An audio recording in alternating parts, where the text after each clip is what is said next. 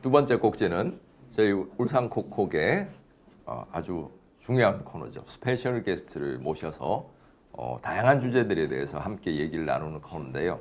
오늘은 이승훈 교수님, 네. 경제학과 교수님이시죠. 네. 네. 이승훈 교수님 모시고 그리고 울산 언론 발전을 위한 시민 모임의 상임 대표를 현재 맡고 계시죠. 맞습니다. 네. 그래서 언론과 경제와 이런 거 관련해서 함께 얘기를 나누려고 하는데요. 이번에 네. 이제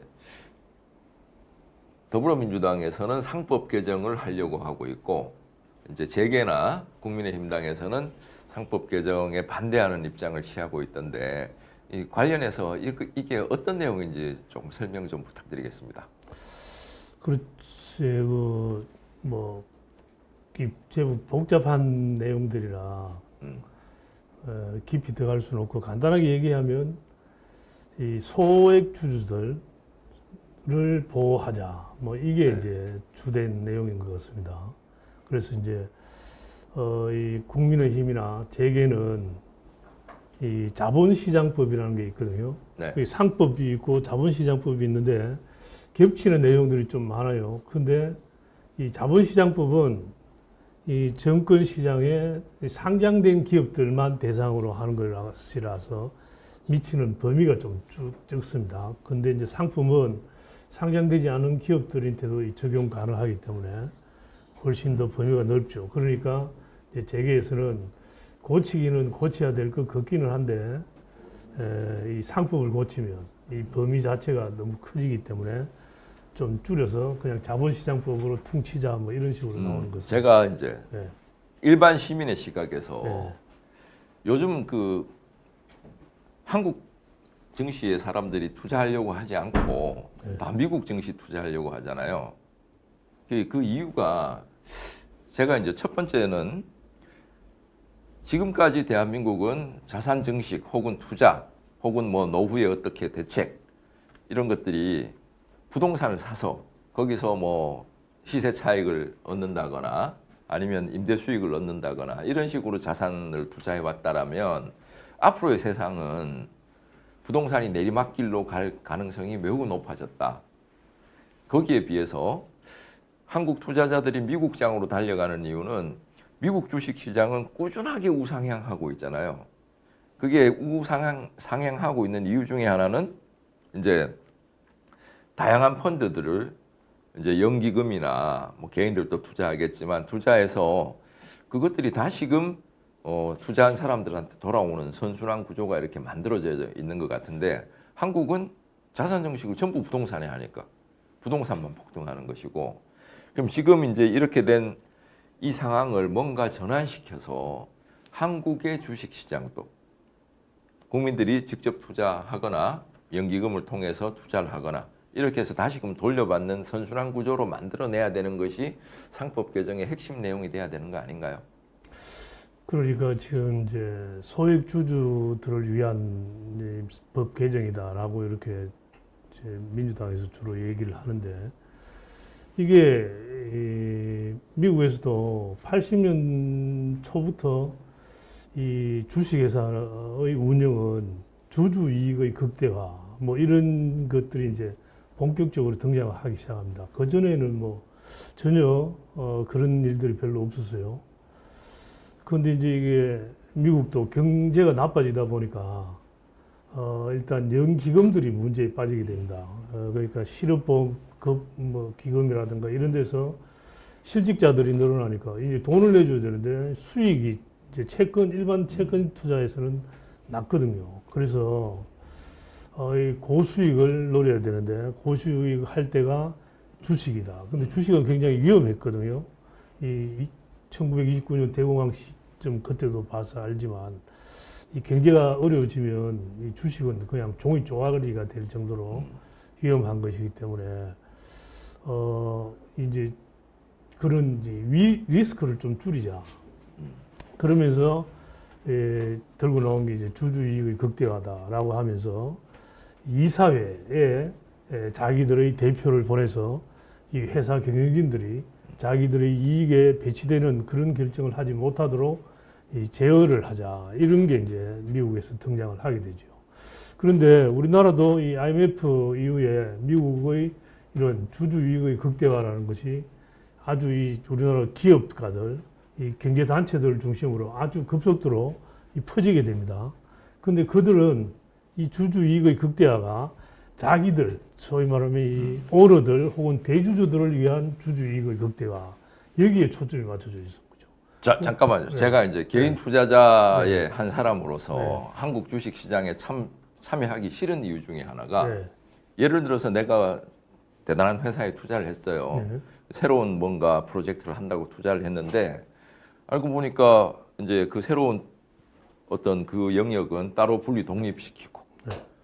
뭐 그런 식으로 그냥 진짜 우리가 그 회사에 투자했던 어떤 이익은 제대로 분배받지 못하고 자기들 마음대로 하더라고요. 그렇죠. 이런 이제- 것들을 이제 방지할 수 있는 어떤 그런 내용들로 이루어져 있나요? 네, 그런 게 좀 많이 들어가 있죠. 그래서 이제 그런 게 이사회 중심으로 주로 이제 회사의 주요 결정들이 일어나는데 이사회 멤버들이 대부분 다 이 회사나 혹은 이제 대주주들이 이렇게 선 투표로 이제 결정하는 것이라 이사회가 당연히 이제 대주주들의 이익을 위해서 봉사할 수밖에 없죠. 그래서 이제 이 상법 개정안 내용을 보면 이사를 선임하는데 이 주주총회에서 합니다.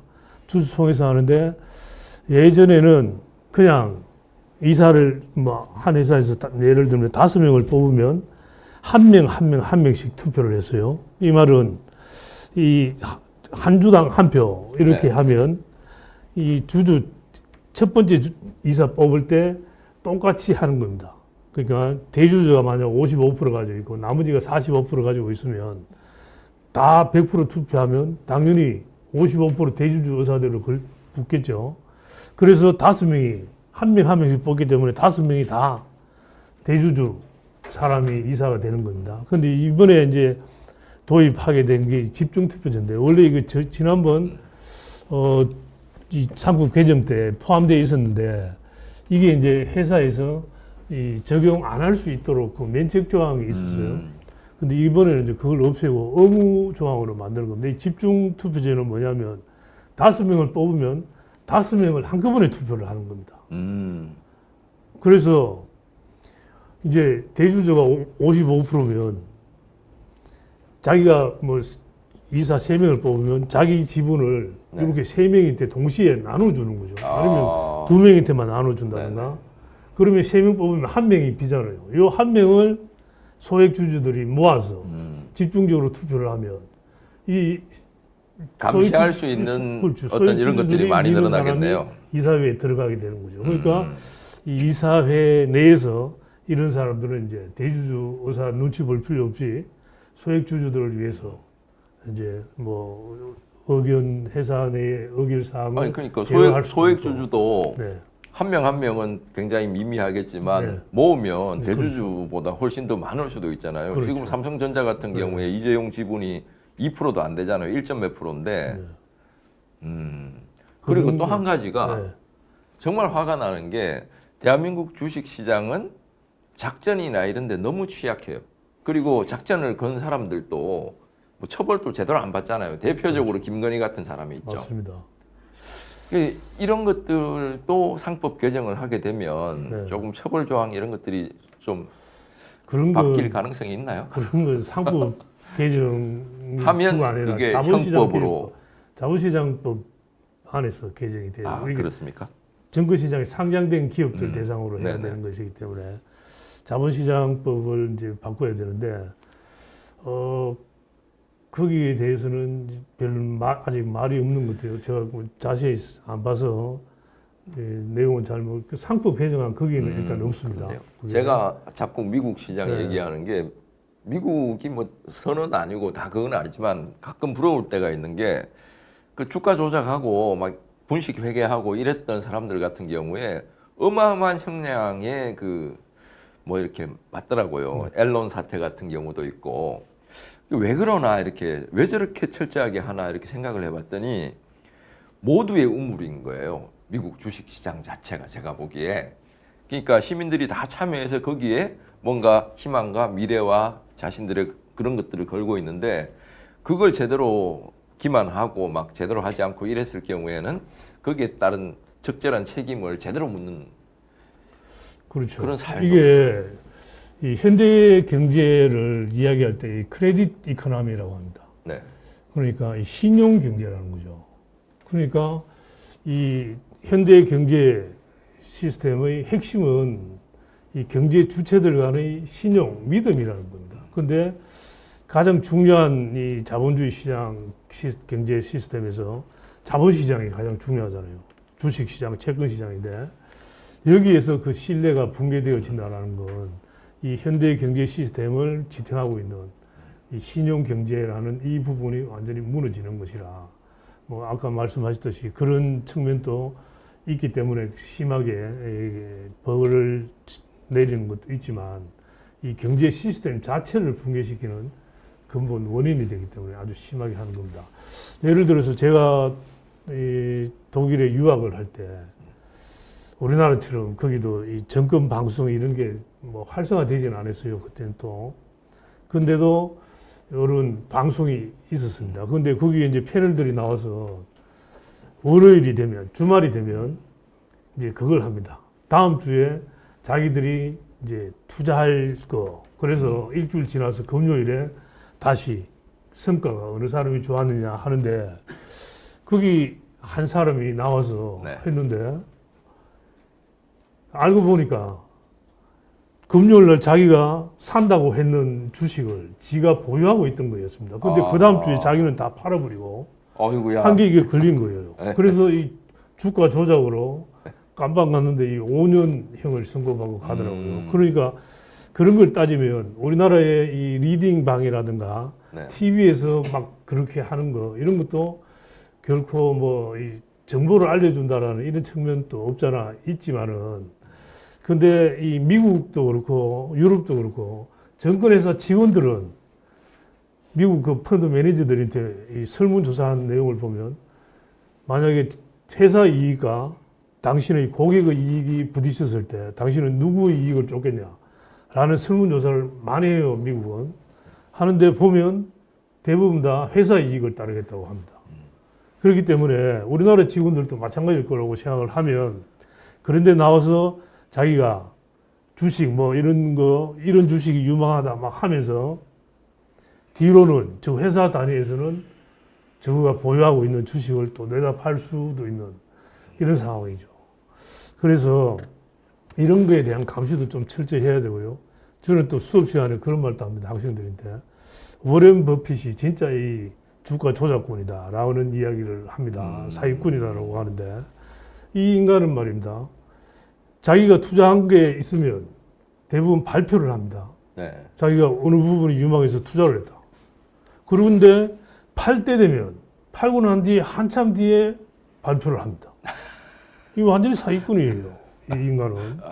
저 그래서 학생들한테 그 이야기를 합니다.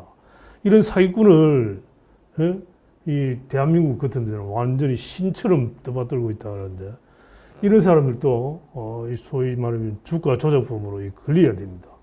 자기가 이렇게 자기의 그런 거대한 자본을 가지고 투자를 하는 겁니다. 이번에는 그럼 이제 애플 주식 팔았다고 얘기 나온 것 같은데. 그러니까 팔 때는 이야기 안 하죠. 팔고 난 뒤에. 팔고 난 뒤에. 네. 그렇죠. 자기가 팔고 떠나 내가 이거 팔 거야. 이러면 주가가 폭락하겠죠. 네. 그럼 지 못 팔지. 그런데 지는 팔고 파는 겁니다. 네. 그러고 난 뒤에 한참 지나서 며칠이나 지나서 내가 팔았다. 그럼 사람들이 따라 사는 사람들이 어떻게 됩니까? 당하는 거죠. 야, 그 한국 사정에 비추어 보면 네. 그나마 여기는 좀 약과인 거잖아요. 여기는 약과죠. 몇 시에 33,000주 뭐 이거 하는 사람들. 맞습니다. 이 이제 주가 조작범들은 네. 엄벌에 처해야 됩니다.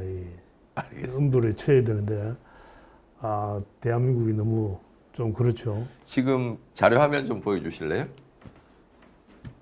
보면 지금 현재 네. 뭐 주식 시장은 말할 것도 없고 네. 보니까 10분기 연속 무슨 네. 소매 경기 지수가 계속 지속적으로 하락하고 있더라고요. 10분기 연속이면 2년 반. 그러니까 윤석열 취임 시기하고 딱 일치해요. 걔가 되고 나서 단 한 번도 경제가 올라간 적이 없어. 근데 지금은 뭐 또 TV에 나와가지고 경제가 다시 뭐 살아나고 있니 이런 얘기를 하고 있더라고요. 삭제했다 그러는데요. 삭제했답니다. 기재부에서 그 말을 삭제했답니다. 야, 그러니까 올 1, 4분기에 뭐 1.6%인가 1.4% 경제 성장률 나와갖고 뭐 아주 뭐 놀라운 성과라고 막 그랬는데 이게 이제 그때는 기재부 자기들도 설명을 못했어요. 한국은행도 네. 이유를 모르겠다라는 겁니다. 자기들이 그걸 보면서도 그랬더니 이제 와서 살펴보면 올 한 해 이 경제 관련 부처에서 쓸 예산은 70%가 선거 때문에 1, 2, 3월 달에 다 쓴 겁니다. 그게 그 시기의 경제 성장률을 그만큼 올린 거죠. 그러니까 이제는 뒤에는 쓸 돈이 없는 겁니다. 지금 그래서 현재 지금 그 대책이 없어요. 내려준 예산 다시 막 네. 뽑아가고 이러고 있다는데. 없습니다. 지금은 돈이 없어요. 야, 큰일이네요. 그러니까 뭐 대체적으로 이 경제 데이터를 보면 많은 부분이 21년 우리가 코로나에서 막 헤어나기 시작한 그 시절의 경제 수준보다 못합니다. 야, 큰일 났다. 뭐, 이제 지금 보면 뭐 부자 감세, 법인세 뭐 축소 뭐 하여튼 계속 이러고 있고. 네. 자, 자료 화면 보면 이제 계속 이렇게 하고 있고, 제가 질문 하나 더 드릴 게 뭐냐면 이제 이번에 한국은행에서 금리를 내렸잖아요. 예. 이 이유가 뭡니까? 다른 이유는 없고 제가 볼 때는 이 경제가 아주 나쁜 겁니다. 경제가 나쁘기 때문에 금리를 내려서 일단 한번 좀 시도를 해보자. 경기가 침체되면 이 금리를 내리는 정책들을 일반적으로 많이 씁니다. 중앙은행이 많이 그런 정책을 쓰고 기재부는 이제 많이 돈을 푸는 이런 정책을 쓰는데 근데 이 경기가 나쁠 때 금리를 내리면 효과가 별로 빨리 안 나타납니다. 이게 이 과거 데이터들 이 연구 우리나라뿐 아니라 미국, 유럽 뭐 한거 다 이렇게 보면 경기 침체에서 금리를 내린다고 해서 경기가 빨리 좋아질 것이다라는 이런 거는 효과가 아주 잘 안 나타난다고 이미 다 검증된 건데도 쓸 방법이 없으니까 기재부가 지금 꼼짝 못 하잖아요. 뭐 하지를 못하고 있잖아요. 그러니까 지금 금리를 왜 내렸는지는 대충 이해는 할 것 네. 같아요. 부동산에 지금 들어가 있는 잠겨 있는 어마어마한 울산이야 대출이 뭐 많아봐야 한 1, 2억 뭐 이렇게 되겠지만 뭐 강남에 30억 아파트에 예를 들어서 10억 대출을 받았다. 맞죠. 그럼 이자가 어마어마할 거 아니에요. 네. 그 사람들은 쓸 돈이 없을 테고 금리가 올라간 거에 대해서 비명을 지르고 있을 건 뻔한 이치인데 그런 것들 때문에 금리를 내려주면 가처분 소득이 그나마 조금 더 늘어날 가능성이 있다라고 생각을 해서 혹은 뭐 그래서 원래 금리를 낮춰준 거는 같아요. 근데 문제는 이게 금리를 낮추면 지금 미국하고 금리 차가 상당하게 나니까 계속 환율이 올라갔잖아요. 네. 그 1,100원대에서 지금 1,390원 하다가 오늘 아까 보니까 1,400원이 넘었던데. 네, 지금 요즘 뭐 계속 2,400원에서 오르락 내리락 이렇게 하고 있습니다. 그러니까 지금 우리가 원화로 계산했을 때는 뭐 똑같겠지만 그냥 달러로 계산했을 때는 지금 110원에서 140원, 1,100원에서 1,100원에서 1,400원 이렇게 됐으니까 그만큼 네, 망한 거 아닙니까? 망했죠. 근데 이제 대략 제가 볼 때도 대략 27% 우리가 자산이 줄어든 거라고 봐도 되죠. 그렇죠. 이제 뭐 달러 자산으로 달러 표시를 하면 네. 그렇게 나오는데 그러니까 뭐 국민소득 같은 경우도 아주 낮게 나오겠죠. 근데 이게 방법이 없습니다. 지금 현재 한국이 시장에 맡겨놔도 안 되죠. 그래서 정부가 뭔가를 해야 되는데 기재부도 돈이 없으니까. 그러니까 우리가 이 세수 펑크가 지난해 60조, 올해 30조 나왔잖아요. 그러니까 이 한국은행이 정부랑 한국은행이 거래하는 은행이니까 마이너스 통장이 있어요. 거기서 지금까지 누적해서 뭐 9월 달인가까지 찾아 빌리선 돈이 100조 원이다라고 합니다. 근데 이게 100조 원이라는 금액 자체도 중요한데 돈을 뽑아 쓴 시기가 굉장히 중요합니다. 네. 이거 보면 대체적으로 언제를 뽑았었냐면 공무원 월급 나가는 시기 요때 맞춰져 있는 겁니다. 이게 뭘 의미하냐면 정부가 공무원 이 월급 줄 돈도 지금 없다. 그래서 그때 되면 이 한국은행 마이너스 통장에서 돈을 뽑아갖고 해결하고 그 사이에 돈 들어오는 거 갖고 또 대박 갖고 이런 식으로 하는 거죠. 심각하네요. 예, 재무부는 지금 아무런 할 수 있는 힘이 없습니다. 없기 때문에 그나마 그걸 이제 한국은행이 나름대로 떠하는 것 같아요. 근데 문제는 이 금리차 2%, 2022년부터 지금 우리나라가 금리차 2% 차이가 있었습니다. 근데 생각보다 이제 자금이 많이 안 빠져나갔어요. 그래서 환율이 그렇게 크게 요동치지는 않았는데, 근데 이제 최근 와서 이제 요동을 치고 있잖아요, 환율이. 네. 근데 이건 제가 보면, 우리나라 아까 말했던 자본시장에서의 여러 가지 문제들이 외국인 투자자들로 하여금 우리 시장을 떠나게 하고 있다. 그러니까, 한 일주 전까지 외국인 투자자들이 삼성전자 주식을 한 3개월 동안에 약 17조 원을 팔았습니다. 우리나라에서. 와. 그만큼 이제 삼성전자가 외국인들 눈에는 저거는 이제 망하는 회사인 것 같다. 이렇게 보이는 것 같아요. 지금 8만 전자 하던 게 지금 4만 전자. 그런데 이 회복 기미가 안 보이는 겁니다. 실질적으로 지금 삼성전자가. 보면 그 예전에 네. 미국에 1930년대인가요? 그 대공황 일어났을 네. 때, 그러니까 8만 원 하던 주식이 한 10,000원 정도 이런 식으로 떨어졌다고 하더라고요. 그냥 종이가 된 것도 그죠? 많죠. 네, 종이가 된 것도 네. 많고. 근데 그걸 극복하게 된 것 중에 하나가 왜 루즈벨트 대통령, 미국 최초로 삼선했다고 하는데 네, 뭔가 어마어마하게 많은 일들을 했잖아요. 했죠. 직장을 막 만들고 거의 뭐 퍼주다시피 통화량을 막 공급을 했더라고, 사람들한테. 그런 어떤 리더십이 새롭게 나와야 되지 않으면, 지금처럼 그냥 이런 리더십이라면, 윤석열 리더십이라면, 윤석열 리더십이라기보다는 리더십 이런 없죠. 네. 무능, 음, 무식 네. 이런 사람이 전혀 안 된다. 대응을 못 합니다. 지금 이제 트럼프가 또 대통령이 됐잖아요. 네. 근데 그냥 짧게 한 가지만 얘기하면 트럼프가 되면 관세를 매긴다고 그랬습니다. 중국에 100%. 근데 트럼프가 저번에 대통령 할 때 중국에 25% 관세를 매긴 적이 있어요. 그때 중국이 뭘 했냐면 위안화를 평가 절하를 했습니다. 한 10% 정도 평가 절하를 했어요.